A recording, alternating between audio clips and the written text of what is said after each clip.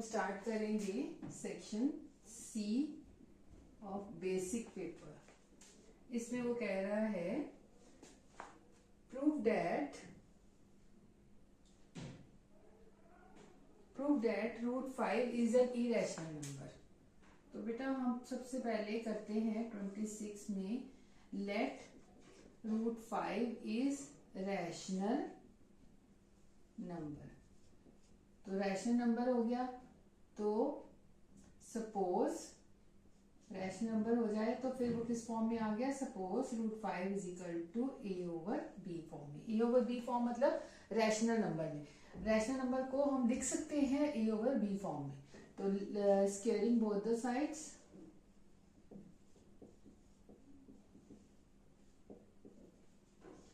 Root 5 का square is equal to A square over B square. Root 5 का square क्या बन जाएगा, रूट 5 मल्टीप्लाई बाय रूट 5 यानी कि 5। तो ये आ गया 5, ये इधर ले आओ, B square is equal to A square. तो इसको 1 मार्क कर लो। अब करो let A is equal to 5c। तो इसका भी स्क्वेयरिंग करेंगे तो क्या हो जाएगा, ए स्क्वायर 25c स्क्वायर। अब ये सेकेंड इक्वेशन, तो फ्रॉम फर्स्ट एंड सेकेंड, ये भी ए स्क्वायर की वैल्यू, ये भी ए स्क्वायर की वैल्यू, तो 5b square is equal to 25c square. अब इसमें 5 कट करेंगे 5, तो b square is equal to 5c square. तो there is one common factor 5 between b and c। को फैक्टर है ना एक 5 इसके बीच में, तो इट मीन्स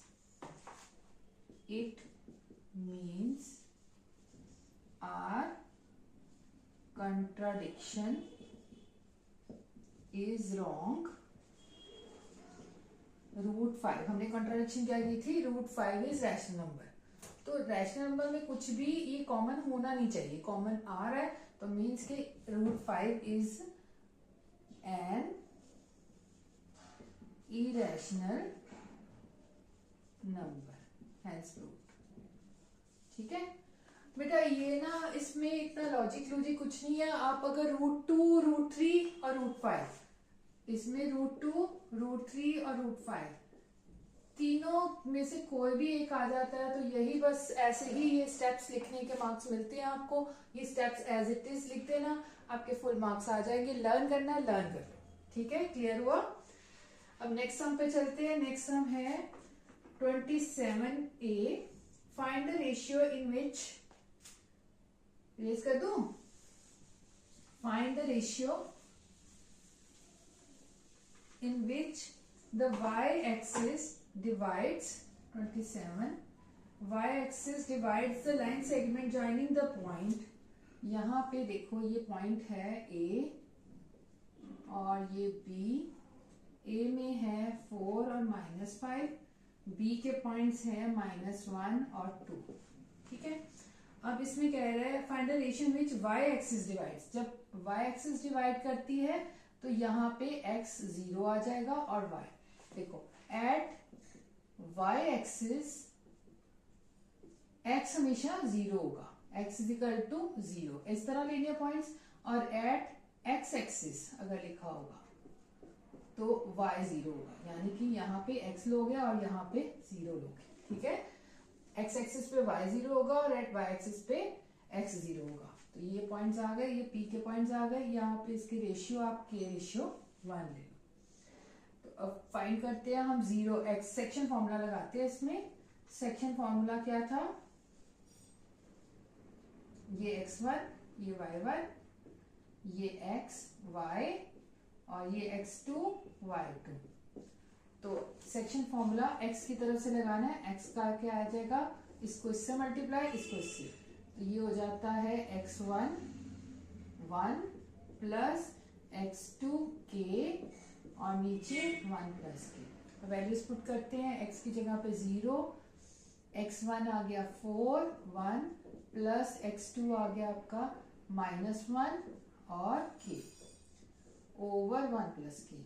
अब ये इस साइड गया तो 0 हो जाएगा, ये इधर से मल्टीप्लाई करेंगे तो ये 0 हो गया, 0 इज इक्वल टू 4 माइनस के, ये इस साइड आ जाएगा 4, ये इधर ले आते हैं, 0 minus 4 is equal to minus K, minus 4 is equal to minus K, तो माइनस माइनस कट गया, के इज इक्वल टू 4, और के ओवर 1 लिखेंगे तो 4 ओवर 1, यानी के ratio 1 is equal to 4 ratio 1 answer. Clear हुआ?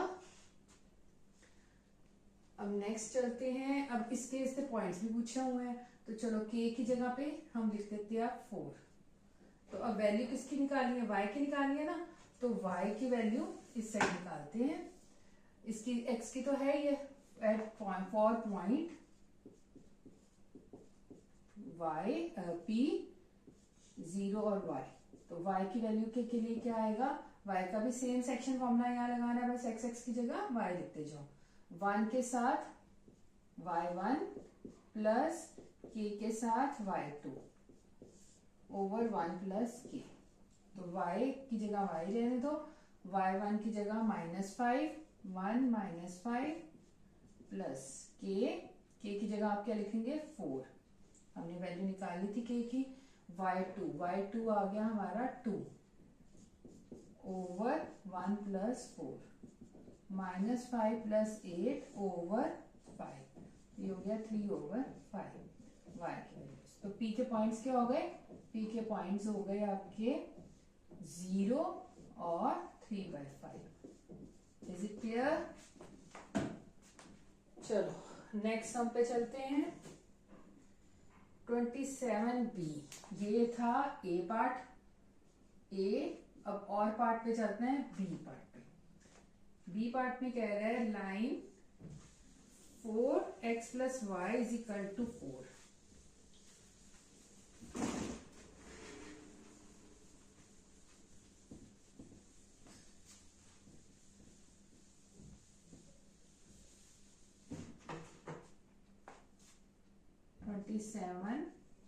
B line 4x plus y is equal to 4 divides the line segment joining the point this in a certain ratio, find a ratio। अब हमें ratio नहीं दी हुई है, अब देखो point दिया है ये A, ये B, तो ये लाइन सेगमेंट, ये जो लाइन सेगमेंट बीच में क्रॉस कर रही है इसकी क्या दिया? 4x plus y is equal to 4, और यहाँ पे ए के पॉइंट दिए हुए हैं -2 -1, और यहाँ पे पॉइंट दिया हुआ है 3 और 5। ठीक है, क्लियर हुआ? अब ये लाइन सेगमेंट कहता है डिवाइड्स कर रहा है line segment joining the point -2 -1 and 3 and 5 in a certain ratio. वो रेशियो हमें फाइंड करनी है, ये रेशियो किस में करता है? Any guesses? देखो इसको हम ले लेते हैं x और y, ये पहले x और y की वैल्यू ढूंढ लेते हैं, वो इसमें पुट करेंगे और फिर k और k की वैल्यू आ जाएगी। देखो कैसे करना है, इसमें ये इस लाइन का सेगमेंट का ये दिया है, तो मतलब ये जो x और y है ये वाले पॉइंट इसके साथ मैच करेंगे। ठीक है, निकालते हैं पहले x की वैल्यू निकालते हैं। x की वैल्यू क्या आएगी? -2 के साथ, जैसे पीछे भी सब में किया था वैसे ही करना है, -2 के साथ हमने 1 को, 1 के साथ -2 प्लस k के साथ 3 को, 3 और k, कैसे भी कर लो, ऐसे लिख लो, x is equal to -2 1 plus 3 और k ओवर 1 प्लस k, तो ये आ गया -2 plus 3k over 1 plus k, ये x की वैल्यू आ गई। अब इसी तरह y की वैल्यू ढूंढ लो, y की वैल्यू क्या आ जाएगी? -1 1 के साथ प्लस 5 के साथ k, तो नीचे 1 प्लस k, ये हो गई -1 plus 5k over 1 plus k, ये y की वैल्यू आ गई। अब इस इक्वेशन में पुट करो और k की वैल्यू आ जाएगी आपके पास, तो रेशियो हो जाएगी, बन जाएगी। देखो 4, ये यहाँ पे -2 plus 3k over 1 plus k, ये इक्वेशन जो है ना 4x plus 4y is equal to 4, इसमें मैं वैल्यू पुट कर रही हूँ, प्लस y की value -1 plus 5k over 1 plus k is equal to 4। यहाँ पे इसका आ जाएगा, दोनों के नीचे 1 प्लस के है वो उधर ले जाते हैं, इधर आ जाएगा -8 plus 12k minus 1 plus 5k, और ये उधर ले जाओगे इसका तो 4 प्लस 4k बन जाएगा। ठीक है, k वाले एक तरफ लेकर आओ, 12k प्लस 5k 17k, ये साइड ले आओ -4k, 4 -8 और -1 -9, उधर जाएगा तो +9 हो जाएगा। ये हो गया 13, और यहाँ पे भी आ गया 13 की, तो k की वैल्यू कितनी आ गई 13/13 यानी कि 1। तो रेशियो क्या बनी, रेशियो निकालनी थी, रेशियो बनी k/1, तो k की वैल्यू 1 थी, 1 k/1 = 1/1, तो k/1 = 1/1। This is the answer. Clear हुआ? हमने क्या किया है कि हमने पहले एक्स वाई की सिंपली वैल्यू निकाल ली, फिर इस इक्वेशन में पुट कर दी, इस इक्वेशन में पुट करके के की वैल्यू निकाली, तो ये रेशियो। क्लियर हुआ सबको? हम नेक्स्ट सम है 28। 28 में है प्रूव दैट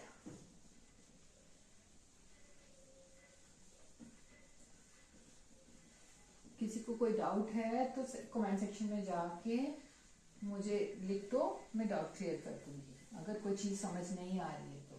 ठीक है, 28 में है prove that cosecant A minus sine A, और यहाँ पे secant A minus cos A is equal to, ये प्रूव करना है 1/tan a cot a। ठीक है बेटा, हम लेफ्ट हैंड साइड से चलते हैं, tan a plus cot a, left hand side से चलते हैं, ये लेफ्ट हैंड साइड है, ये राइट हैंड साइड है, तो लेफ्ट हैंड साइड और ये right hand side. Left hand side में आपको सीकेंट का जगह लिख लो 1/sin माइनस साइन ए, सीकेंट का लिख लो 1/cos ए, रेसिप्रोकल कर सकते हैं cos ए, तो ये इसका एलसीएम लेंगे, ये बन गया 1 - sin² a over sign A, और यहां से बना 1 - cos² a over cos a। अब हमारी आइडेंटिटी होती है sin² a plus cos² a = 1। तो अगर sin² a की वैल्यू चाहिए होगी, cos² a की वैल्यू चाहिए होगी तो क्या आ जाएगी, cos² a = 1 - sin² a, और अगर sin² a की वैल्यू चाहिए होगी तो वहां पे क्या लिखोगे 1 - cos², ये दोनों यूज होनी है। 1 - sin² की जगह पे क्या लिखेंगे cos², और नीचे sin a, और यहाँ पे मल्टीप्लाई बाय 1 - cos² की जगह क्या लिखोगे sin² ओवर cos a, तो ये cos कट गया, यहाँ से एक साइन कट गया, तो ये क्या आया cos a इंटू साइन, ये इसकी value I left hand side की। ठीक है, अब राइट हैंड साइड को भी एक्सपैंड करें, कई बार तो हम सीधा आंसर आ जाता है, कई बार हम दोनों को एक्सपैंड करके इक्वल कर देते हैं। अब इसको करते हैं 1/tan, tan का मतलब क्या होता है sin a over cos a, plus cot का रेसिप्रोकल हो जाएगा cos a over sin a, तो इसमें इसका नीचे एलसीएम लोगे तो ये हो जाएगा sin a into cos a, और ऊपर क्या आ जाएगा, ये इसके साथ जाएगा sin² a प्लस cos²a। अब ये आइडेंटिटी की थी ना, इसका होता है 1, तो ये जो थर्ड टाइप पे है वो ऊपर चला जाएगा, तो ये आ जाएगा sin a into cos a, इसकी जगह पे क्या लिख दोगे 1, ये ऊपर चला गया। ठीक है, तो ये भी cos a into sine a, ये भी sin a into cos a, तो left hand side is equal to right hand side, यहाँ से ये रब कर देती हूँ, नहीं तो लगेगा कि नॉट इक्वल का साइन है, हेंस प्रूव्ड। ठीक है, क्लियर हुआ ये 28 सम। बेटा ये वाला चैप्टर अच्छे से करके जाना, इसके क्वेश्चंस होते हैं मोस्टली 8th और 9th चैप्टर के। 29 सम में है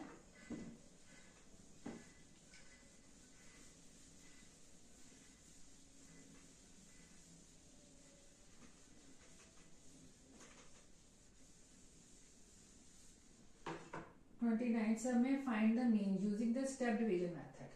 29th में आगे क्लास, तो x लिख लेते हैं, यहाँ क्लास इंटरवल्स लिखते हैं x ना, फिर उसको बना लेंगे। चलो x लिखते हैं, 0 10 10 20, सिंपल सा क्वेश्चन आया है, 20 to 30 30 to 40 40 to 50, और फ्रीक्वेंसी इसकी क्या है f आ रहा है 6 10 15 9 और 10। अब हमें उन्होंने कहा है स्टेप डिवीजन मेथड से करना है। स्टेप डिवीजन मेथड क्या होता है, पहले हम m निकालेंगे, m निकला, इसका कैसे करना है, 0 lower limit plus upper limit divided by 2, तो 10/2 यानी कि 5, यहाँ पे 5 15 25 35 45। अब स्टेप डिवीजन जो निकालना है तो फिर एक dx का बना लो, dx क्या होगा m माइनस a, इसमें से किसी एक को, मिडिल टर्म को ले लो, ज्यादा इजी रहता है, a ले लो।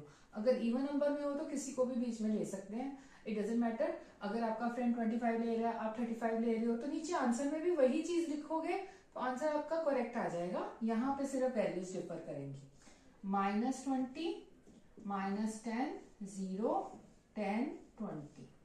अब dx डैश वो क्या आएगा, dx को डिवाइडेड बाय i हियर का क्या है, यहाँ पे i इज इक्वल टू क्या आएगा, इन दोनों का जो डिफरेंस चलता है वो होता है, तो वो गया, सबका डिफरेंस क्या चल रहा है 10, i इज इक्वल टू 10, तो 10 से डिवाइड करता हूँ, -2 -1 0 1 और 2।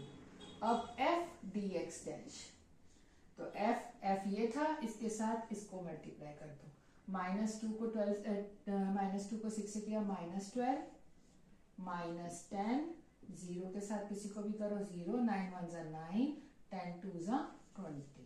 अब इसका टोटल ये बनेगा समेशन f dx डैश, और समेशन f भी हमें चाहिए, तो समेशन f कितना आएगा, समेशन f आ जाना है आपका 25 प्लस 10 35 35 प्लस 15 35 प्लस 15, तो 50।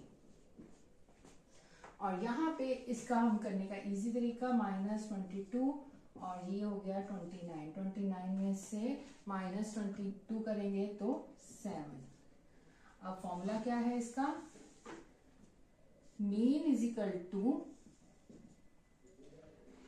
a plus summation f dx dash over summation f multiply by i। तो इसकी वैल्यू क्या आई, a की वैल्यू क्या ली थी 25, देखो यहाँ पे डिफरेंट हो जाएगा ना, अगर आपके फ्रेंड ने 35 लिया होगा तो उसके 35 से वैल्यू यहाँ लिख देगा, आंसर में कोई फर्क नहीं पड़ेगा। ठीक है, उसकी वैल्यूज जो आई होंगी, यहाँ पे 7/50 मल्टीप्लाई बाय i 10 था, ये कट गया। अब इसका इजी वे बताती हूँ, 7 और ये बचा 7/5, तो 5 बाहर रखो और 7 करो, 1 जा 5 और 2.4, तो यहाँ पे आ गया आपका 25 प्लस 1.4 यानी कि 26.4 आंसर। आप एलसीएम लेते तो बहुत लंबा पड़ता, इस तरह कर लो, इजी रहेगा। क्लियर हुआ ये वाला, देखो नेक्स्ट है 30A।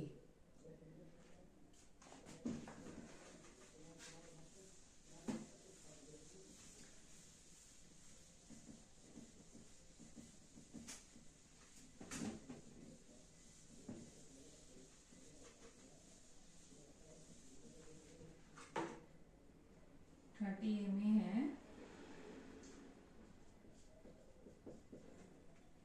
In a given figure, PA and PB are the tangents to a circle centered at O. ये सर्कल है, यहाँ पे P, ये A, ये B और ऐसे करके ले लो O. ये सेंटर होना है. चलो इसको थोड़ा सा ऐसे करते हैं. ठीक है, सेंटर नहीं लग रहा था. तो ये A ऐसे आ गया और ये लाइन टच कर दी है Q. अब इसमें कह रहा है PA and PB are tangents to a circle. Prove that the OP bisects bisects angle APB. Bisect कर रहा है तो एंगल 1 और एंगल 2 आपस में इक्वल है. Angle 1 is equal to angle 2. And prove that OP bisects angle, नहीं ये प्रूव करना है, sorry, OP bisects angle APB. तो हमें गिवन है, गिवन में हम देख लेते लिखते हैं. बेटा ये गिवन टू प्रूव डायग्राम बनाओ, इसके 2 मार्क्स वैसे ही मिल जाते हैं आपको. ठीक है, PA in a circle, PA is equal to PB. तो अब टेंजेंट्स इक्वल होते हैं ना, ये हम पहले गिवन में लिख लेते हैं. और OA भी इक्वल है OB के. क्यों? वो रेडियस है, रेडियाई. और टू प्रूव में लिखो. अब फर्स्ट प्रूव करना है. First OP bisects angle APB. ठीक है, और दूसरा हमने सेकंड प्रूव करना है. हमें OP is the right bisector. OP is the right bisector of AB. Right bisector मतलब OP जो है वो परपेंडिकुलर है. ठीक है, तो हम ऐसे लिख देते हैं OP perpendicular to AB. Bisector भी कह रहे हैं तो AQ is equal to QB. ये चीज ये प्रूव करनी है. इसको लिखते वक्त इस तरह लिख दो, मतलब आपको बता रही हूँ कि क्या प्रूव करना है. OP सेकेंड पॉइंट में क्या प्रूव करना है कि OP is the right bisector of AB. यानी कि OP परपेंडिकुलर भी है AB के और AQ BQ के इक्वल है. तो प्रूव करते हैं हम. अब देखो, हम बड़े वाला ट्राइंगल ले लें. In triangle AOP and triangle BOP. इसमें AO is equal to BO, radius, radii. और ये एंगल A, ये 90 डिग्री होता है. एंगल A यहां से लिख लो OAP is equal to angle OBA is equal to 90 degree. और OP is equal to OP common. ठीक है, तो अब आपको प्रूफ क्या करना था. Angle 1 is equal to angle 2. ठीक है, अब PA is equal to PB भी ले सकते थे. ये हमने लिखा हुआ है कि हमने इवन यूज नहीं किए. कर सकते हो आप, इसको भी यूज कर सकते हो.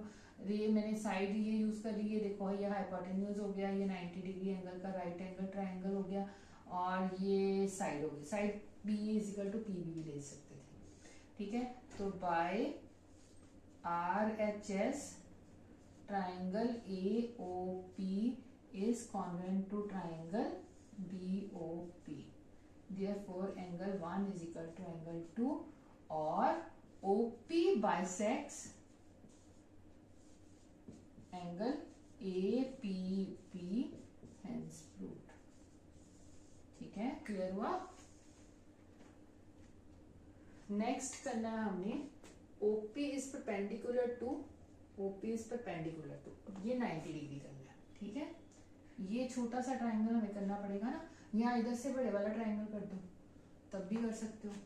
ठीक है, देखो क्लियर हो गया. सेकंड पे चलते हैं अब.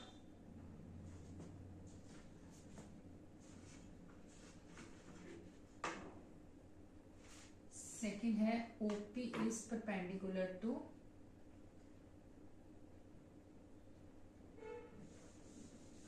सेकंड, ये वाला प्रूफ करते हैं। इन ट्रायंगल प्रूफ में in triangle AQP and BQP, ठीक है। तो यहां पे अब लेते हैं हम PA is equal to PB। अब एक्सटीरियर पॉइंट से टू टेंजेंट्स हो, एक सर्कल को जा रहे हो, तो वो इक्वल होते हैं, ठीक है। ये हमने गिवन में था, गिवन में लिख ही लिया था पहले। और angle 1 is equal to angle 2 proved above,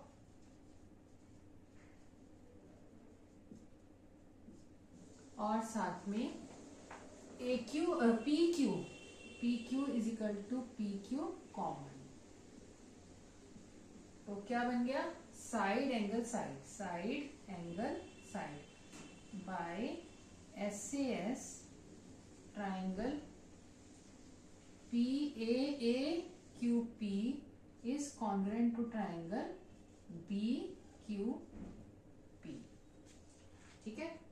अब यहाँ पे ये एंगल लेते हैं, ये इसको और इसको, ये 3 और 4। तो एंगल, पहले angle 3 is equal to angle 4, एक ये लेते हैं। और पहले तो चलो ये वाला चीज करें, ये तो इजीली हो जानी है ना, इसका थोड़ा लंबा करना पड़ना है।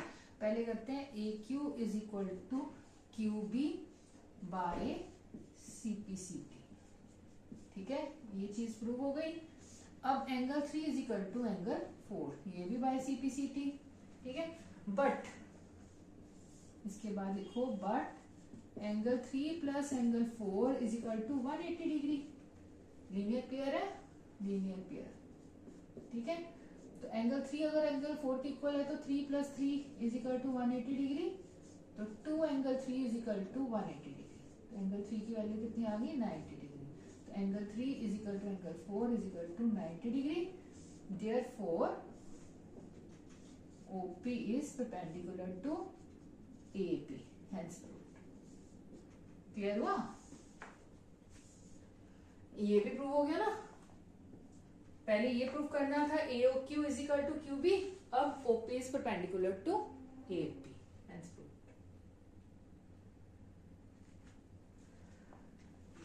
चलो नेक्स्ट है, prove that the length of the tangents drawn from external point to a circle are equal।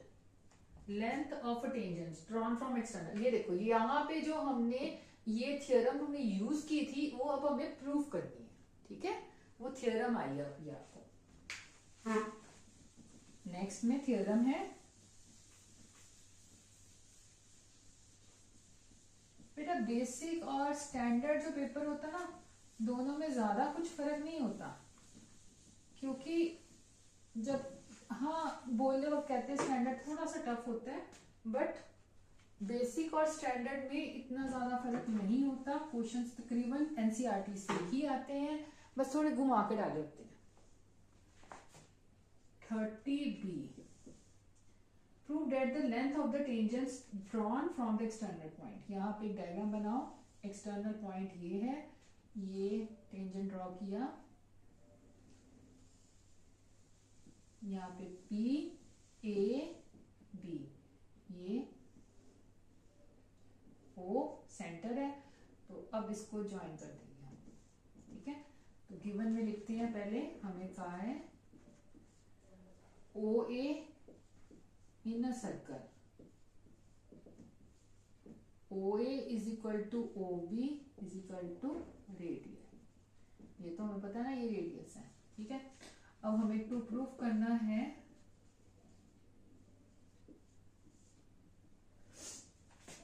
PA is equal to PP। आपको गिवन टू प्रूव अच्छे से लिखना है। 3 मार्क्स का है ना, तो 1 मार्क्स तो इन चीजों पे मिल जाते हैं। Length drawn from the are equal, ये गिव करना, प्रूफ में करो। अब in triangle APO and triangle BPO। अब बेटा ये हमारी थ्योरम होती है कि रेडियस और टेंजेंट्स जो है आपस में 90 डिग्री एंगल बनाते हैं। तो in triangle angle A is equal to angle B is equal to 90 degree. Reason लिख सकते हो, angle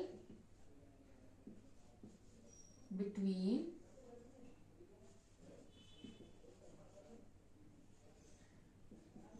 tangent and radius is equal to 90 degree. ठीक है, ये भी थ्योरम थी, उसके पहले प्रूव हो गई है, तो इसीलिए हमने सिर्फ उसका रिजल्ट लिख देना। और O A is equal to O B is equal to radius, ये मैंने गिवन में भी लिखा हुआ है। तो O P is equal to O P common. तो अब ये क्या हो गया, राइट एंगल, ये साइड और ये हाइपोटेन्यूज। तो by R H S triangle A P O is congruent to triangle B P O. Therefore बेटा ये सिमिलर का साइन ना लिखना, कॉन्वेंट का लिखना, क्योंकि अपने साइड्स इक्वल करनी है, प्रोपोर्शन में करनी हो ना, फिर हम सिमिलर का साइन लिखेंगे। Congruent, therefore P A is equal to P B, hence proved. Clear हुआ? नेक्स्ट है 31। The sum of the two digit numbers and the number obtained by the reversing the order of a digit is 99। ये अब आपका question आ गया chapter 3 से।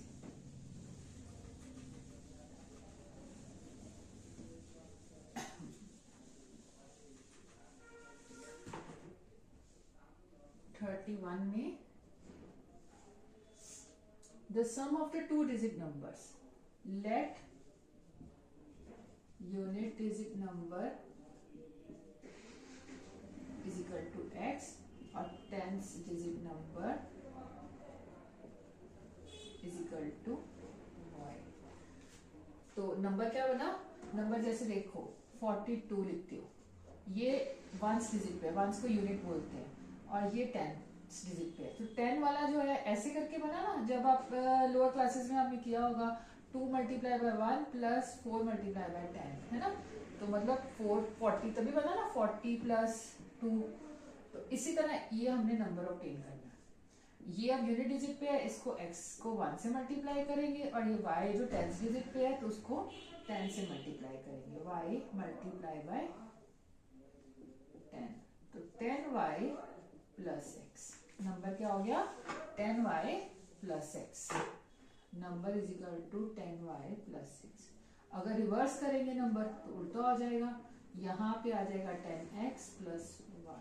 ठीक है, अब हमें क्वेश्चन में क्या लिखा हुआ है, sum of the two digit number and the number, sum of the two digit number and the number obtained by reversing the order of a digit is. तो सम मतलब अकॉर्डिंग टू क्वेश्चन इन दोनों का sum 10y plus x plus 10x plus y is equal to 99। इसको solve करें, 10y plus x plus 10x plus y is equal to 99, यानी कि x का भी 11x हो गया plus 11y is equal to 99। तो 11 कॉमन ले लो, तो x plus y is equal to 99, x plus y is equal to, ये इस साइड जाएगा तो 9 हो जाएगा। ये क्वेश्चन 1 हो गई। अब दूसरी तरफ करो, दूसरी तरफ है दूसरी question, if 10 digit is, 10 digit क्या था y, डिजिट इज जैसे लिखा हुआ वैसे क्वेश्चन में y is more than the unit digit. More है मतलब ये बड़ा है, तो छोटे वाले के साथ 3 प्लस कर दो x। ठीक है, more than the unit digit, तो ये इस साइड लेकर आओगे, y minus x is equal to 3। ठीक है, यहाँ y की वैल्यू पुट कर दें इसमें, इन इक्वेशन 1 y की वैल्यू इसमें पुट कर देते हैं। In equation 1 x plus y की जगह पे लिख लो 3 plus x is equal to 9। तो 2x ये उधर चला गया is equal to 9 minus 3 6, x is equal to 3। तो फिर अब इसमें पुट करो x plus y is equal to 9 लिखा था ना, x की जगह लिख दो 3, यहाँ इसमें पुट कर दो, चलो ये इजी रहेगा। x की वैल्यू आ गई आपके पास 3 in equation 2, y is equal to 3 + 3 = 6। ठीक है, तो नंबर, अब बेटा ध्यान से रखो कि ये नंबर कैसे लिखना है, इसमें वैल्यू पुट करना, या फिर आप इस तरह करना, ये यूनिट डिजिट है, यहाँ पे x लिखना है और यहाँ पे y लिखना है। तो x की वैल्यू आई 3, नंबर क्या आया आपके पास, यहाँ पे 3 और ये y इधर आया 63, इसमें पुट करोगे तब भी ऐसे ही लगेगा, 10 × 6 + 3 तो 63। बच्चे ना इसको उल्टा पुल्टा कर देते हैं 36, तो वो मार्क्स कट जाएंगे, अगर एमसीक्यू में होंगे तो बिल्कुल मार्क्स कटेंगे। ठीक है, यहाँ तो चलो स्टेप्स के मार्क्स मिल जाएंगे, बट एमसीक्यू में अगर ये सम आ जाता है तो मार्क्स बिल्कुल कटेंगे, क्योंकि वो वहां पे उन्होंने दोनों ऑप्शन दे रखी होंगी, 63 भी और 36 भी।